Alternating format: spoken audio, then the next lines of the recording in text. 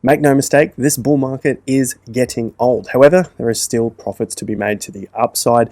That goes for Bitcoin, cryptos, the stock markets, the real estate cycle, and commodities. We're going to look at all of them in today's video, give you an update from where things have come over the last few days and where I think they're going, obviously based off the analysis that I present to you here today. The market's looking very similar to that pre-altcoin season of 2021. We have 139 weeks up from the low of this cycle, or you could call it 32 months up. So we're getting very late into the cycle. Although it's looking similar, this time is different. Now, it's not different in the sense of the cycle, timing, price charts, patterns. They all repeat over and over again. But what doesn't repeat over and over again are the headlines. What moves, I guess you could say, what moves the market. And this cycle, we're seeing things like the SEC approving, and in this case, immediately pausing Bitwiser's bid to convert crypto index funds, so that's their ETFs, into funds so that now those can be traded on the market. The same thing went for Grayscale. That was a big one in the 2017 and 2021 bull markets. You can see just down here. The other stories of this cycle, you may have heard of them by now. The Genius Act. What does that mean? Well, they're just allowing stablecoins to be run by banks, and of course they're going to be built on the Ethereum blockchain. So there's been a lot of hype around Ethereum again after it was considered dead. Fannie Mae and Freddie Mac are ordered to consider crypto as an asset when buying mortgages. So basically you can borrow against your cryptocurrency. These things are different from all of the previous cycles. However, human nature never changes. Human nature never changes. We know this from history, and unless we've now been programmed with enough AI already connected into our brains and there are no more human emotions, I suspect things are going to repeat or rhyme similar to what they have done in previous cycles. So we've got heaps to get through today. As usual, hit the like, subscribe to the channel if you're new here to home a macro cycle analysis. I've been hitting it up every single day now for years on the channel, so you can go back and check out any of the receipts if you wish to. But nonetheless, let's dive into what I want to cover in today's video, focusing a little more on the altcoins this time around. Of course, they are much hotter than other markets. However, that doesn't mean that we should ignore the traditional markets, as I've got some updates there as well. So I had covered the multi-year bear market on altcoins. The altcoins may still be in a bear market, but also looks like they're turning the corner here for a nice move higher. And I had covered this in the previous video, but we've got some updates today. 3 markers for an altcoin season revival. Now, we haven't met the first one. Looking at different charts here, and I'll get to those in a moment. So we haven't met this, we haven't met this, we haven't met this, but these are starting to turn the corner. Our TIA, the Investor Accelerator, signals for support and resistance levels for altcoins, getting to that $700 billion level, and Ethereum above 2,900. We've tested 38, but we haven't gone past 38, and we might be slowing down, but that's not an issue, as I'll show you with a few of these other metrics. Now, our daily videos cover many detailed charts, data, indicators, and our forte, the cycle analysis, to help guide us through the investment cycle. So if you're a brand new subscriber to the channel, then I highly encourage you to get our weekly reports on Bitcoin, altcoins, and the economy, including the real estate cycle. They're easy to read in under 5 minutes each, making them extremely digestible for all investor levels.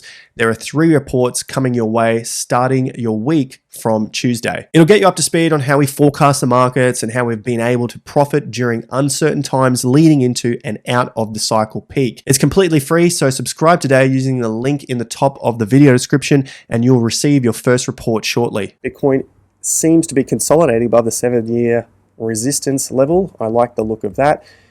We did see a high close, the all-time highest daily close in history at nearly $120,000. But as I film this, Bitcoin's down about 1%. Altcoins are getting hit a little here, Ethereum, and you can see the rest of the alts here, Solana, XRP, etc. 1, 2, 3 or so percent. And then you can go down, your meme coins are down, and the rest of the market. So there's a little bit going on just in the last 24 hours, but it doesn't seem to be anything too concerning. What I think is looking similar to the previous cycle are the time frames in the move to the upside. And I've broken them down with the move of the energy, but the energetic move, if you will, but mostly something more measurable, which is your Gann Swing Pro. So we can look at where these moves run up, counted from into the peak, and then they correct and don't really go anywhere, and then where that move begins from again. And so I think they're pretty good areas to watch so that we don't get caught out hoping that the market just keeps running like it did previously. So we can see 20 weeks is the first move here. You could argue that it ran to this high, which was the high of this consolidation. That's at 33 weeks. But this to me is basically where the energy stalls out. All of that drive, that hype, that stuff that people look for in the markets to tell them it's time to jump on board. So buying towards those peaks. That was roughly around 20 weeks. Then we had the low to the peak. That was about 17 weeks. That was into the ETF hype, January 2024. And then there was 2 weeks correction. Then it ran 7 weeks. So it got even shorter into that top. And then we had a 5-month correction with an 8-month consolidation. So a few things you should note here. Roughly 20 to 33 weeks to the upside. 17 weeks was the next move. And 7 weeks. What is that? You've got large, medium, small. It's basically getting quicker on the move up. This time, we're roughly at about 19 to 24 weeks. So that's to this inauguration top. So quite some time there. It would be nearly 6 months for that entire move to die out. But I would also measure it to this December top because basically the price didn't go anywhere. And that was some consolidation before the breakdown. Now we find ourselves from the April low, we find ourselves up 14 weeks. So we're getting towards the extent of where I think the energy could run for this move, but that doesn't mean that the bull market is over. It just means we are very, very late in this particular move, and the overall bull market also very, very late. Again, there's still time left in the cycle. I'm watching a couple of dates here. So as a recap, we're 32 months in, 35 months and 39 months in the middle gives you 37 months. Why are we watching all these time frames? Just looking at previous cycles, 35 months from the low to the high, 35 months from the low to the high, 37 months from the October 2010 low to the 2013 high. Now, there's the odd person, and you might hear it if you're paying enough, well, you don't have to pay attention to it, but you might hear it around the traps for YouTube and X and those sort of things, where people say this time is different and metrics from the past don't work, and this time could go longer. We could get a super cycle. We haven't seen a company, a stock market, a stock company like becoming a treasury company like MicroStrategy, selling stock, basically leveraging the absolute shit out of their company to then go and buy Bitcoin, which essentially works like a Ponzi scheme. So more and more money to try and push this thing up higher and higher. We haven't seen that before. That's true. But we also haven't seen Bitcoin at such a big market cap. And it's going to need all of that money, whether it's from treasury companies, whether it is from the government, whether it is from who knows what, other places, other whales, other billionaires perhaps. It needs all of that money now just to move it to where it needs to go or where it might go. And so that, I think, is still part of the cycle where things aren't different, and we're watching these time frames as we're only a few months away from the first one here, roughly October. We're watching the end of quarter 3, early quarter 4, and then you've also got the typical November, December top, which each of these previous cycle tops have occurred in throughout history. November, December, November. And then should this go on just a touch further because of the extra energy towards the peak, and I think this might be the absolute end of the move, maybe we run into quarter 1 of 2026. So we'll know as we get closer to those, as we'll begin to see breakdowns, as I discussed in yesterday's video here, looking at how those last corrections play out in terms of time, and then discussing our 3-bar rules, our overbalance in price and time. But not to repeat that there, you can watch that video after this. I'll leave a link to it at the end. There's some of the things that we can watch as we get towards these peaks. So we've got time frames, chart pattern signals, and price areas as well. So how are things looking similar to before, where we've looked at time frames leading into the top, and these areas from the previous cycle, big move to the upside, long time to consolidate, and then you had roughly 12 and 18 weeks, these moves to the peaks before they consolidated again. You might argue that it ran up to this high here, 23 weeks, before it corrected for about 2. And then that final move into the peak. That was the largest correction that we had seen after the all-time high, a couple of weeks down here, and then into the April peak. That was 12 weeks.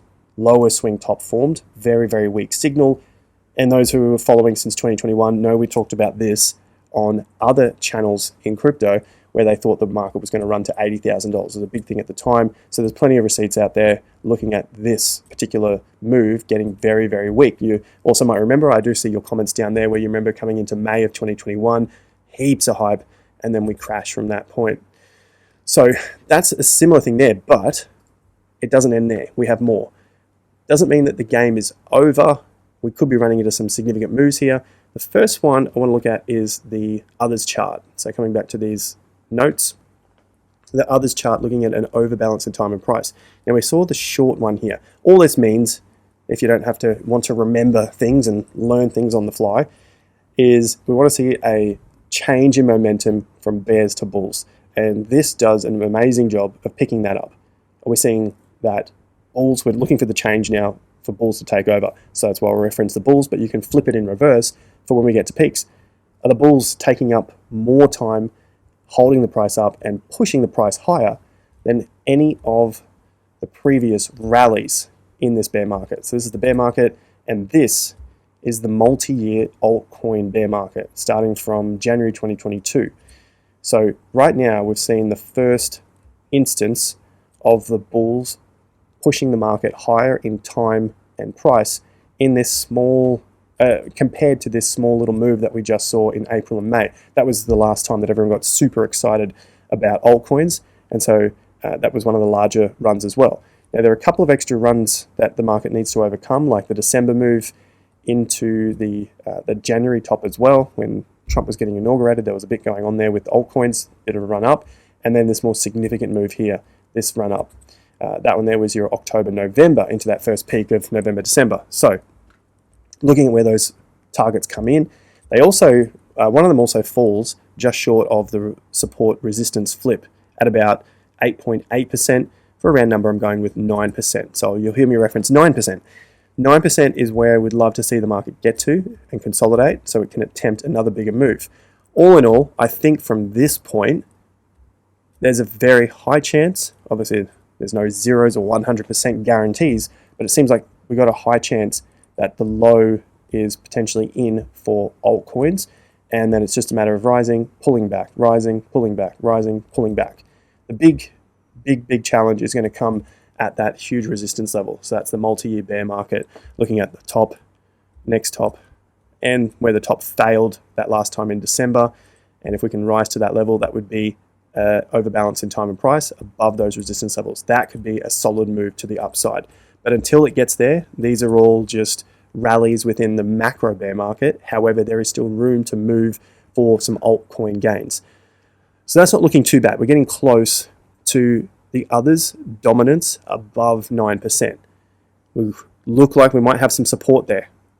Tick. So somewhere around that could be happening, right? But unless it gets above 9%, then these are just all rallies. Rallies that money can be made, but it's going to be much more challenging. It's basically a difficult trading area. You can't just buy and hold anything. Now, Total 3 market cap is also on the verge of more altcoin feels, if it hasn't already done it. Now, what I mean by that is that we're in the strong part of the 50% level. We've broken past resistance level at 950 million. So we're starting to check a few boxes here with the total market cap. And I'll show you with the TIA indicator as well.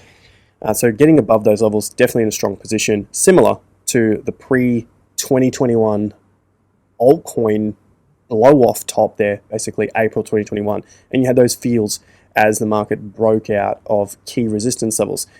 All-time high of the altcoin market, roughly around 350 billion at the time, and then also the resistance levels on the way up, where it had this slow melt up to the top and above the key levels there around 200, 220 billion, ran hard into that top, giving you thousands of a percent return. Now, I'm definitely not calling for thousands of a percent return on the Total 3. Some people might think it'll happen, but thousands of a percent would mean multi-trillion dollars on the altcoin market to get to thousands of a percent return. What the hell is that going to look like? Let's squeeze the chart up, give you some sort of idea how unrealistic that is going to be. I have to keep going. That's only 400% if it got to $5 trillion. So if we got to 10 trillion, this is just for the altcoins, right? This is altcoins and stablecoins. 10 trillion is 800. 12 trillion is 1,000%. So that's just 1,000, not multi-thousands like this cycle, but just 1,000%. So, you know, you're 10x up to that point. And that, of course, includes stablecoins as well. And if they start to pump trillions of dollars of stablecoins into the market, then sure, things could go ballistic. It's not impossible. It just seems very, very unlikely. So we don't want to get ahead of ourselves hoping for these big targets, which have a much lower chance of happening. But maybe we do see into the single trillion, or maybe even into the 2 trillions. That's still a lot of money coming into the system, especially when some of those alts are trading in the hundreds of millions, billions. There's still a lot of money out there that could come in and pump each of those altcoin markets. So you still got a pretty similar vibe here as it continues to break out. Higher lows are forming, and once we get through this high here at roughly 1.15 trillion, things could get a little bit crazier, but hopefully it consolidates from this point before it pushes higher. Now, the TIA, total crypto market cap, has pushed higher. It's broken the 700 and held above it. So that's this one right here. We're watching the TIA total 3 above 700. That's a good marker for an altcoin revival, in my opinion, and we've got that. 700 billion above that level. The $1 trillion level will be above the previous tops, and that could be in play right now. Consolidate and then move above that trillion. This one doesn't include the stable coins. So now you're just getting a clear representation of all of the altcoins. Obviously no stable coins there. And the USDT dominance needs to break 3.7%. As I discussed in yesterday's video, this is what it looks like on the chart. Anything that happens between 3.7 and any of these lows here at 4, 4.5, maybe even up to 5%, this is just going to be a shuffle between weak alts into strong alts, and then so on and so forth. Those strong alts will become weak, and that money will just continue to slush around between each of the altcoins as one becomes into focus, as one altcoin narrative becomes the main focus and then moves into something else. And Bitcoin as well. So when Bitcoin becomes a focus, you'll see this money also move back into BTC, and it's basically just going to slush around between the altcoins. That's if USDT remains 3.7 to 4.5, 5%. And I think the same sort of thing is going to happen for the combination of USDT and USDC if it remains between 5% and basically some of these highs here at 7 to 9%. So the same thing's going to happen with all of the other stable coins. So as long as the rest of the market continues to look healthy and you start to see breakdowns here with more liquidity coming out, I think we'll see some pretty strong moves. TradFi is also looking pretty stable here. Yes, it's in greed. It keeps nudging between extreme greed and greed, so it is getting a little heated, but we do know it can go on these runs for quite some time. This is the S&P 500 climbing higher, as we've been discussing, looking at the 5-year pattern. This we've been covering now for months, and it keeps tracking quite closely here. We had the consolidation and then the break higher with some smaller moves here to the upside. You can see that the move gets a little bit smaller, grinds out, consolidates, and then pushes higher again. There is the possibility of a late quarter 3 and early quarter 4 correction, which looks to consolidate before heading higher. And the same thing goes for our 20-year cycle. So the 20-year cycle is there. That pops up, and you can see the correction here. August time, late September, early October for the low. Obviously, the correction would have to start earlier from the peak. And then basically mid to late quarter 4, both of them are running up together, the 5-year and the 20-year. So I think while those things are looking relatively healthy, even if there is a slowdown period now, I think that's all just going to continue to weigh on Bitcoin and crypto into that risk on environment. And that's why we continue to follow the stock markets as well. NASDAQ also looking similar. It's grinding higher here. The S&P actually had a new all-time high daily close. I think it may have touched a new all-time high daily price as well, just as a reminder of how things can keep running in a bull market even when others think it's impossible. Still seeing high prices. NASDAQ, similar sort of thing here, higher. But in terms of One of the stocks, MicroStrategy, has had a pretty significant few days down here, closing underneath the previous resistance of about $430. Ideally for the bulls, definitely needs to jump above 430 and consolidate again above that level, 440 to 450, before it can continue higher.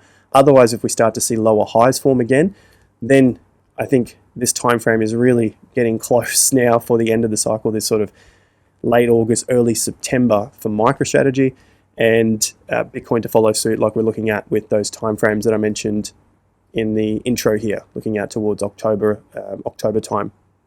So there's some big dates to watch coming up, especially if MicroStrategy breaks down here. Okay, so I'm not weighing the whole market just on MicroStrategy, but I think it's interesting in terms of what the smart money is doing with their MicroStrategy. It doesn't seem like the price is going up yet. It could.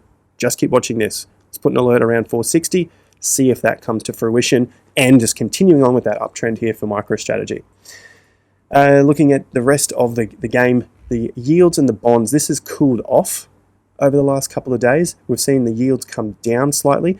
Although day to day it's down, down, down, you can see in the overall picture, when you zoom out, it's compressing.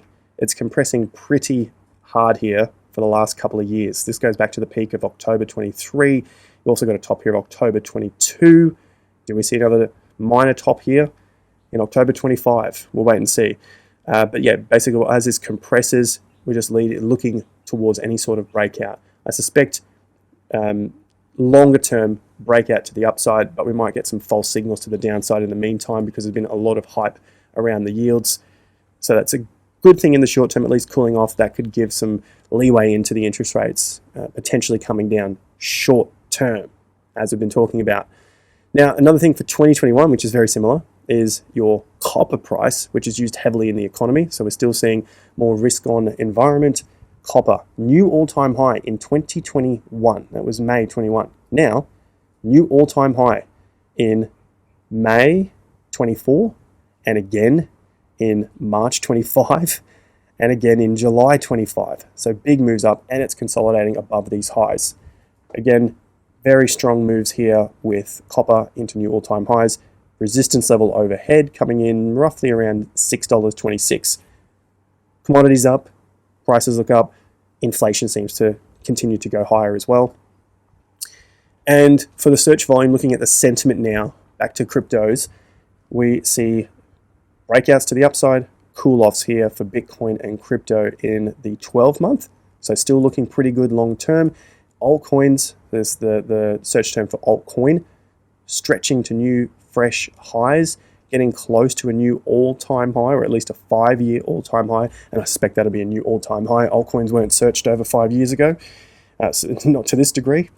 So that's pushing higher as well. Good for the bull market, as we've been talking about. Short term, there's some consolidation required. Longer term, still seeing some of this push forward as well. So that's good news if you are trading altcoins, as many of the members do. Long term, short term, getting their portfolios together. You can check this out for yourself when you subscribe to the reports which are coming out today. Link in the top of the video description, free report, and you'll get access to the free Discord. You can go into trading results, check out everything that the guys are talking about, what they're trading, their percentages, and a lot more there. Plus the reviews for TIA Premium if you were so interested. So the exchange volume is still climbing high. This is a good sign for the markets overall. Maybe it's got to do with our members trading a hell of a lot. I don't know.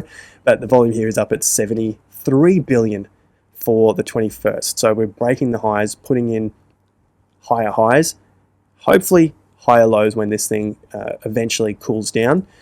The liquidations have cooled off here, roughly 300 million. So we're still getting, I think, enough liquidations to keep the markets at bay where we don't go too crazy either way. We've got this consolidation over the last few days, and we can see it also with the ETF inflows. This one is for BTC. You can see the inflows started to drop off. The price is consolidating at those highs. Previously, when we saw extreme levels of ETF inflows, that came around peaks and the market had to cool down. One example here, there's April, cooled off for a little bit. The orange line in the background is the Bitcoin price. Extreme levels of inflows, and then they started to cool off. So basically, these guys that are getting in at 93,000 didn't go anywhere for days on end, pretty much 2 weeks there before it started to move. And the same sort of thing happened again. We saw this big move up at roughly 116,000 Bitcoin, and then it needed time to cool off. So we're sitting around 117,000 now. So you can see every time this happens, you get these big moves. Sometimes they come at the peaks, depending on how long we've been going, which is why we track time. Otherwise, it's at points where the market needs to cool off, consolidate all of that previous buying, see if any extra selling steps in, as it has done over the last few days. And if that can be absorbed, then we get time to go up for another move to the upside.